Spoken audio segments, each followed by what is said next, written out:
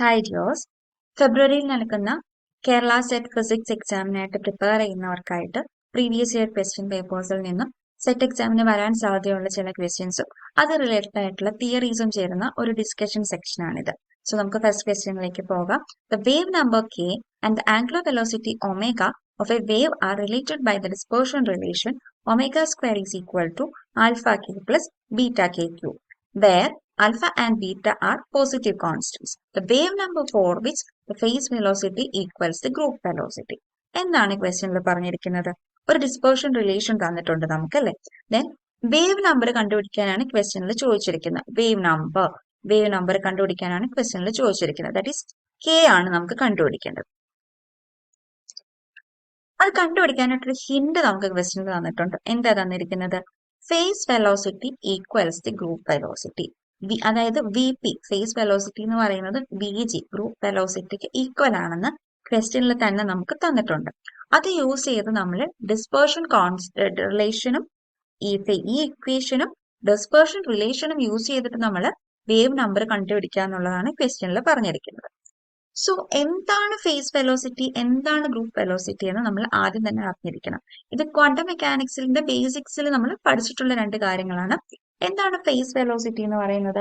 It's a velocity with which the phase of a wave packet travel. ഒരു wave പാക്കറ്റിന്റെ ഫേസിന്റെ velocity ആണ് phase velocity എന്ന് പറയുന്നത്. അതേസമയം ഗ്രൂപ്പ് വെലോസിറ്റി എന്ന് പറയുന്നത് എന്താണ്?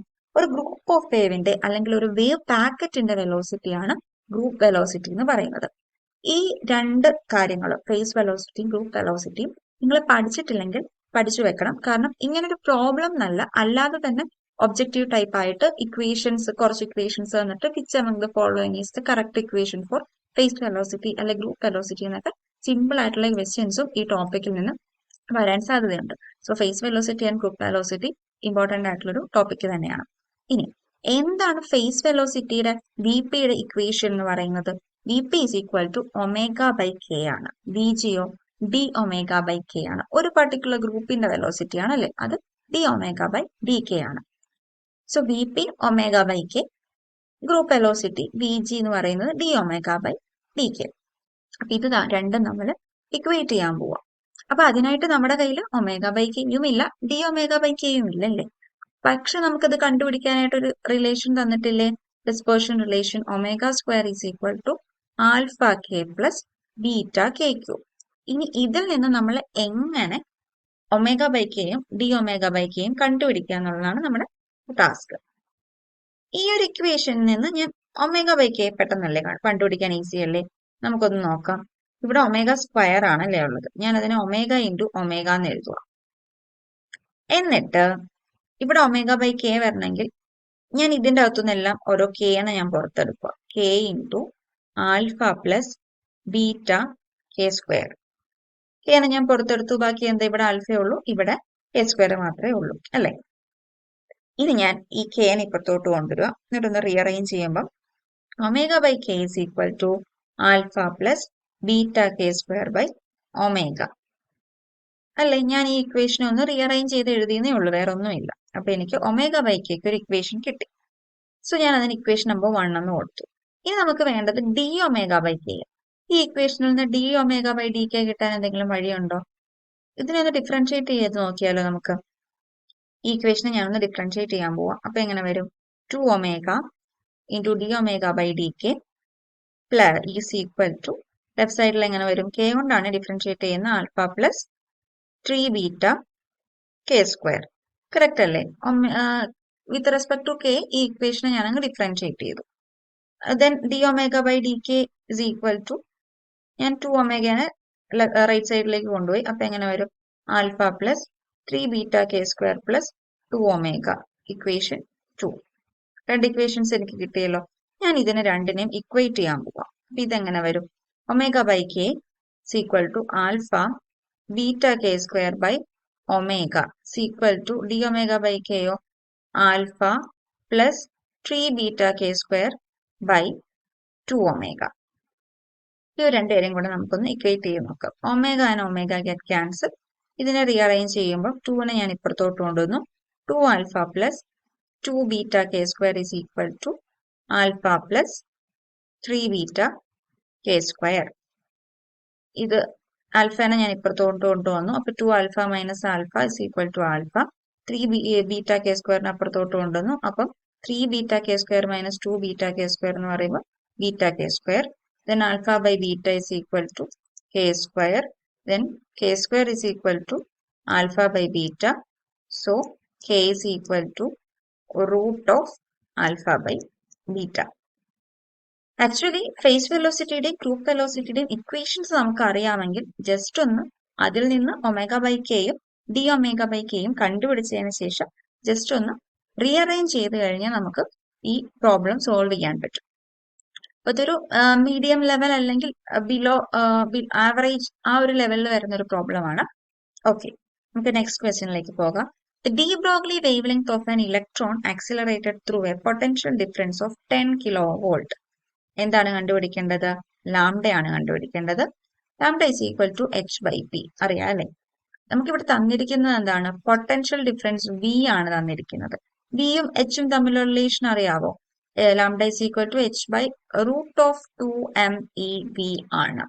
ഇനി ഇത് എല്ലാം ഇവിടെ നോക്കിക്കേ, ഇവിടെ എച്ച് കോൺസ്റ്റന്റ് ആണ്, 2 കോൺസ്റ്റന്റ് ആണ്, എം എന്ന് പറയുന്ന മാസ് ഓഫ് ഇലക്ട്രോൺ ആണ്, ഇ എന്ന് പറയുന്നത് ചാർജ് ഓഫ് ഇലക്ട്രോൺ ആണ്. ഇതെല്ലാം കോൺസ്റ്റന്റ്സ് അല്ലേ?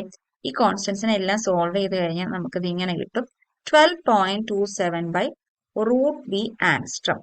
അപ്പൊ നിങ്ങൾ എക്സാം വ്യൂ പോയിന്റിൽ ഈ ഒരു ഇക്വേഷൻ മാത്രം അറിഞ്ഞിരിക്കേണ്ട ആവശ്യമുള്ളൂ. ഈ ഇക്വേഷൻ യൂസ് ചെയ്ത് നമുക്ക് ഡയറക്റ്റ് ആയിട്ട് ലാംഡ കണ്ടുപിടിക്കാം. എന്ത് തന്നിട്ടുണ്ടെങ്കിൽ പൊട്ടൻഷ്യൽ ഡിഫറൻസ് ആണ് തന്നിരിക്കുന്നതെങ്കിൽ. ഇങ്ങനത്തെ ക്വസ്റ്റ്യൻസ് റിപ്പീറ്റഡ് ആയിട്ട് ചോദിക്കാൻ സാധ്യതയുള്ള ഒരു ക്വസ്റ്റ്യൻ ആട്ടോ.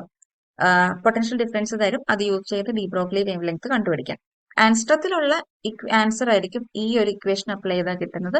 നമ്മളോട് ഓപ്ഷനിൽ തരുന്നത് ഏത് യൂണിറ്റിലാണോ അത് നിങ്ങൾ ആൻസ്ട്രത്തിൽ നിന്ന് അങ്ങോട്ട് ചേഞ്ച് ചെയ്യണം. ചിലപ്പം 10⁻⁻7 അങ്ങനെ വല്ലതും ആയിരിക്കും തരുന്നത്, ചിലപ്പോൾ നാനോമീറ്ററിലായിരിക്കും.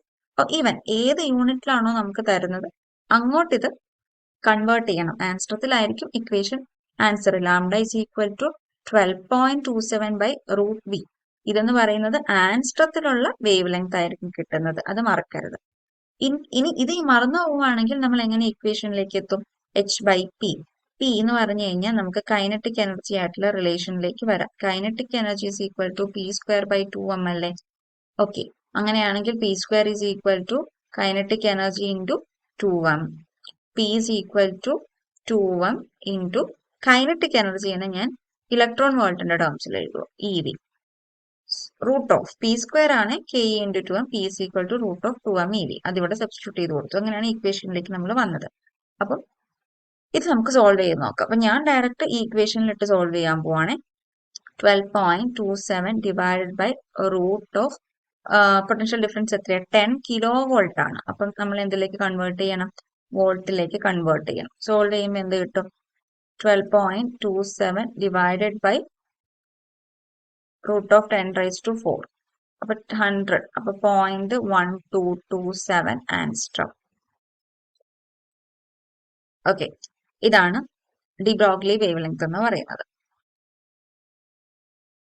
ഇതിന് ഈ ഇക്വേഷൻ അറിഞ്ഞിരുന്നാൽ മതി, വേറെ കാര്യങ്ങളൊന്നുമില്ല. അപ്പം നിങ്ങൾ ഇതൊന്ന് ഓർത്ത് വയ്ക്കുന്നത് നല്ലതായിരിക്കും. The Hamiltonian operator h and the coordinate operator x, the value of commutator x, xh equals. So നമ്മൾക്കൊരു കമ്മ്യൂട്ടേറ്റർ ഓപ്പറേറ്റർ സോൾവ് ചെയ്യാനാണ് ചോദിച്ചിരിക്കുന്നത്. അതായത് രണ്ട് ഓപ്പറേറ്റേഴ്സ് ആണ് തന്നിരിക്കുന്നത്. ഒന്ന് ഹാമിൽട്ടോണിയൻ ഓപ്പറേറ്ററും ഒന്ന് കോർഡിനേറ്റ് ഓപ്പറേറ്റർ ആണ്. അപ്പം ഇത് നമ്മുടെ ക്ലാസിക്കൽ മെക്കാനിക്സിലെ കമ്മ്യൂട്ടേറ്റർ റിലേറ്റഡ് ആയിട്ടുള്ള ഒരു പ്രോബ്ലം ആണ്. ഇങ്ങനത്തെയൊക്കെ പ്രോബ്ലം കാണുമ്പോൾ നിങ്ങൾ പാടാണെന്നോർത്ത് വിട്ട് കളയരുത്. വളരെ ഈസി ആയിട്ടുള്ള ഒരു പ്രോബ്ലം ആണ്. സോ നമുക്ക് ഇത് സോൾവ് ചെയ്യണം. Commutator of X. ഓക്കെ, ഇത് സോൾവ് ചെയ്യണമെങ്കിൽ എന്താണെങ്കിലും നമുക്ക് കമ്മ്യൂട്ടേറ്റർ ഓഫ് എക്സ് എച്ച് അറിയത്തില്ലല്ലേ? അപ്പം എച്ച് എന്ന് പറയുന്നത് എന്താണ്? ഹാമിൽട്ടൺ എന്ന് പറയുന്നത് എന്താ? സം ഓഫ് ദ എനർജീസ് ആണ് അല്ലെ? Kinetic energy plus potential energy. Kinetic energy എന്താണ്? കൈനറ്റിക് എനർജി ഇവിടെ ഹാഫ് എം വി സ്ക്വയർ എന്നുള്ള ഇക്വേഷൻ നമ്മൾ എഴുതരുത്. ഇവിടെ നമ്മൾ എഴുതേണ്ടത് പി സ്ക്വയർ ബൈ 2m ആണ്. എന്തുകൊണ്ടാണ് പി സ്ക്വയർ ബൈ 2m എഴുതുന്നതെന്ന് അറിയാവോ? നമുക്ക് കമ്മ്യൂട്ടേറ്റർ ഓഫ് എക്സ് പി നമുക്കറിയാം. മൊമെന്റവും ജനറലൈസ്ഡ് കോർഡിനേറ്റും ജനറലൈസ്ഡ് മൊമെന്റവും തമ്മിലുള്ള കമ്മ്യൂട്ടേറ്റർ റിലേഷൻ നമുക്ക് അറിയാം. അതേസമയം ഹാഫ് എം വി സ്ക്വയർ വന്നു കഴിഞ്ഞാൽ നമുക്കത് സോൾവ് ചെയ്യാൻ പറ്റത്തില്ല, കോൺസ്റ്റൻസ് വരും. സോ നമ്മൾ ഇത് വിത്ത് റെസ്പെക്ട് ടു മൊമെന്റത്തിന്റെ ടേംസിലുള്ള കൈനറ്റിക് എനർജിയുടെ ഇക്വേഷൻ ആണ് നമ്മൾ ഇവിടെ യൂസ് ചെയ്യുന്നത്. So T is equal to P square by 2m plus potential energy എന്താണ്? V of X. അങ്ങനെയാണെങ്കിൽ നമുക്ക് ആദ്യം ഈ പോർഷൻ മാത്രം ഒന്ന് സോൾവ് ചെയ്യാം. Commutator of X H is equal to commutator of x p square by 2m plus v of x. Okay. Is equal to നമുക്ക് ഇതിനെ സെപ്പറേറ്റ് ചെയ്ത് എഴുതാം. x p square by 2m plus x v of x. അപ്പൊ ഇവിടെ ശ്രദ്ധിക്കേണ്ട ഒരു കാര്യം X V of X, അതായത് വി ഓഫ് എക്സ് എന്ന് പറയുന്നത് എന്താ? എക്സിന്റെ ഒരു ഫംഗ്ഷൻ ആണ്. അപ്പൊ എക്സും എക്സിന്റെ ഒരു ഫംഗ്ഷനും കൂടെ വരുവാണെങ്കിൽ അതിന്റെ കമ്മ്യൂട്ടേറ്റർ എന്ന് പറയുന്നത് 0 ആയിരിക്കും. ഓക്കെ, ദെൻ ഇത് മാത്രം നമ്മൾ കണ്ടുപിടിച്ചാൽ മതി. X P square by 2m. ഇവിടെ 2m എന്ന് പറയുന്നത് എന്താ? കോൺസ്റ്റന്റ് അല്ലേ, അതിനെ നമുക്ക് പുറത്തോട്ട് എടുക്കാം.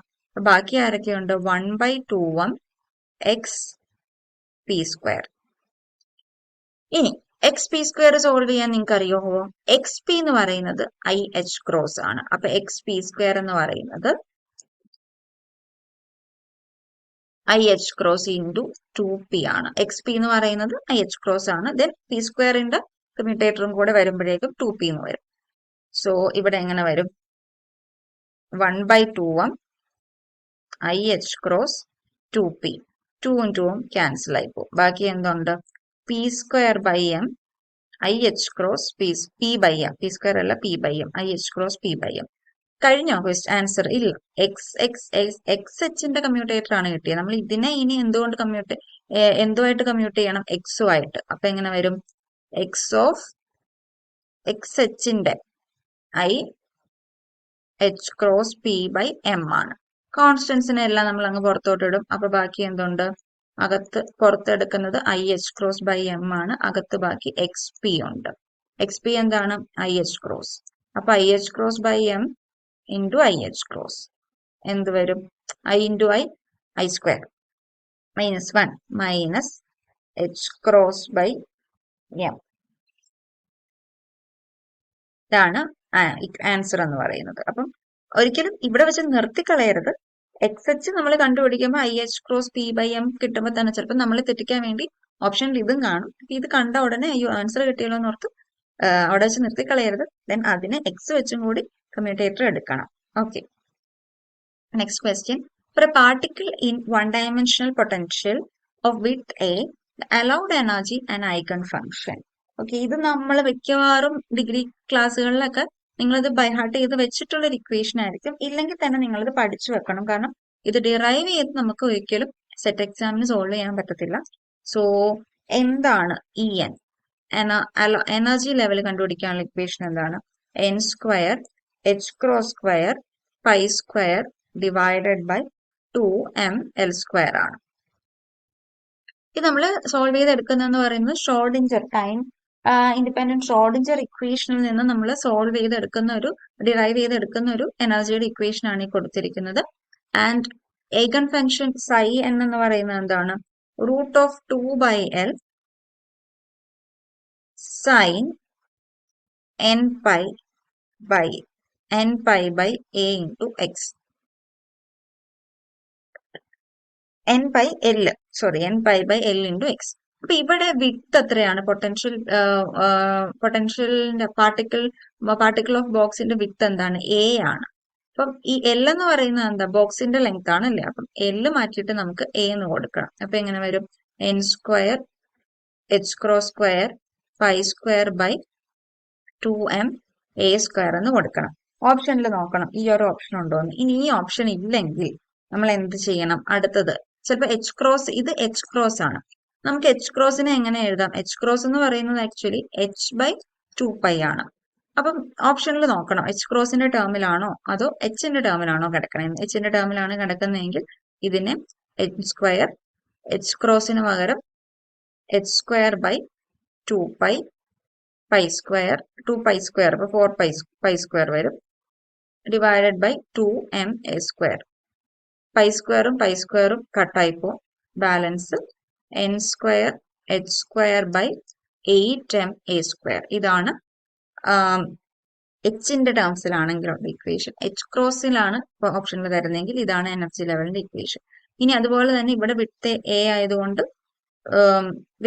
ഈഗൺ ഫംഗ്ഷനും അതുപോലെ തന്നെ എല്ലിന്റെ സ്ഥാനത്തെല്ലാം എ വരും. ഓക്കെ. Then അടുത്ത question, an object moves in a circle with relativistic speed of 0.6 c emits a radiation 12 into 10 raised to 11 hertz. The detector placed at the center of circle measures the frequency as. So ഒരു circle അതിന്റെ സെന്ററിൽ ഒരു detector വെച്ചിട്ടുണ്ട്. അതിൽ നിന്ന് എന്താ ഒരു സർക്കിളിൽ ഒരു ഒബ്ജക്റ്റ് മൂവ് ചെയ്യുവാണ്. ആൻഡ് അത് റേഡിയേഷൻ എമിറ്റ് ചെയ്തുകൊണ്ടിരിക്കുകയാണ്. റേഡിയേഷൻ എമിറ്റ് ചെയ്യുന്നതിന്റെ ഫ്രീക്വൻസി എഫ് എന്താണ് തന്നിരിക്കുന്നത്? 12 into 10 raised to 11 ഹെർട്സ് ആണ് തന്നിരിക്കുന്നത്. അതുപോലെ അതിന്റെ റിലേറ്റിവിസ്റ്റിക് സ്പീഡ് വി എന്ന് പറയുന്നത് 0.6 c ആണ്. അപ്പം മൂവ് ചെയ്യുന്ന ഒരു ഒബ്ജക്റ്റ് അതിന്റെ റിലേറ്റിവിറ്റി സ്പീഡ് എന്ന് പറയുന്നത് 0.6 c ആണ്. അതൊരു റേഡിയേഷൻ എമിറ്റ് ചെയ്യുന്നുണ്ട്. അത് 12 into 10 raised to 11 ആണ്. അങ്ങനെയാണെങ്കിൽ ഡിറ്റക്ടർ അനലൈസ് ചെയ്യുന്ന ഫ്രീക്വൻസി എന്തായിരിക്കും? അതായത് പുറത്ത് നിൽക്കുന്ന ഒരാള് മൂവ് ചെയ്യുന്ന ഒരു ഒബ്ജക്റ്റിനെ എങ്ങനെയായിരിക്കും, മൂവ് ചെയ്യുന്ന ഒരു ഒബ്ജക്റ്റിന്റെ ഫ്രീക്വൻസി എങ്ങനെയാണ് അനലൈസ് ചെയ്യുന്നതെന്നാണ് ചോദിക്കുന്നത്. സോ ഇതൊരു റിലേറ്റിവിസ്റ്റിക് സ്പീഡ് ആയതുകൊണ്ട് തന്നെ നമ്മൾ എന്ത് ഇക്വേഷൻ അപ്ലൈ ചെയ്യണം? റിലേറ്റിവിസ്റ്റിക് ഇക്വേഷൻ അല്ലെ, റിലേറ്റിവിറ്റി കോൺസെപ്റ്റിലേക്ക് നമ്മൾ വരണം. റിലേറ്റിവിറ്റിയിൽ ഫ്രീക്വൻസിയുടെ ഇക്വേഷൻ ചിലപ്പോൾ നിങ്ങൾ അധികം അങ്ങനെ ശ്രദ്ധിച്ചിട്ടുണ്ടാവത്തില്ല. ഫ്രീക്വൻസിയുടെ ഇക്വേഷൻ ഇതാണ്, F detector is equal to 1/γ into F source. അപ്പൊ നമുക്ക് ആദ്യം ഒന്ന് 1/γ കണ്ടുപിടിക്കാം. ഗാമ എന്ന് പറയുന്നത് എന്താണ്? 1/√(1 - v²/c² ആണ്. അപ്പൊ 1/γ എന്ന് പറയുമ്പോൾ എന്തായിരിക്കും? √ ഇതിന്റെ ഇൻവേഴ്സ് എടുത്താൽ മതി, 1 - v²/c².